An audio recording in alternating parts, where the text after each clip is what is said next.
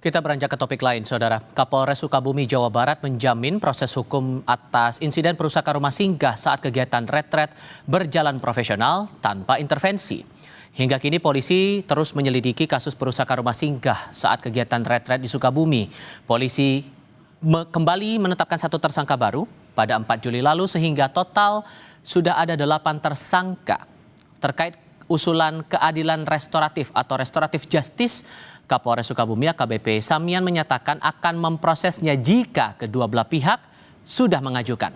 Ia pun menjamin proses hukum atas kasus ini akan berjalan profesional tanpa intervensi.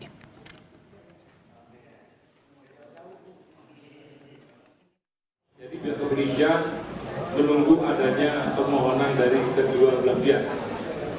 Jadi kita tidak menutup kemungkinan itu, namun kembalinya pada kedua belah pihak. Saat ini belum ada dan pihak kepolisian fokus dalam proses hukum yang profesional, proporsional dan berkeadilan.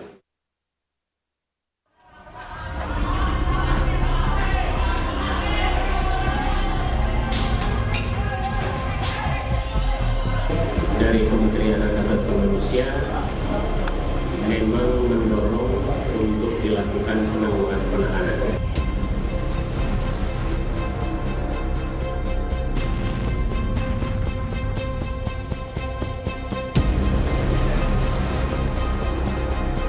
Tak berselang lama, usulan kontroversial staf khusus Kementerian HAM soal penangguhan penahanan para tersangka kasus perusakan rumah singgah kegiatan retret di Sukabumi, Jawa Barat langsung dibatalkan oleh Menteri HAM Natalius Pigai.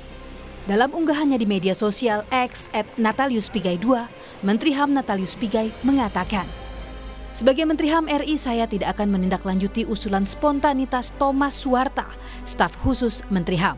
Karena itu mencederai perasaan ketidakadilan bagi pihak korban. Tindakan yang bertentangan dengan hukum adalah perbuatan dari individu atau personal bertentangan dengan Pancasila." Pigai juga menyatakan, sampai saat ini kami belum mengeluarkan surat atau sikap resmi dari kementerian karena sedang menunggu laporan dari Kanwil Jawa Barat. Demikian untuk menjadi perhatian.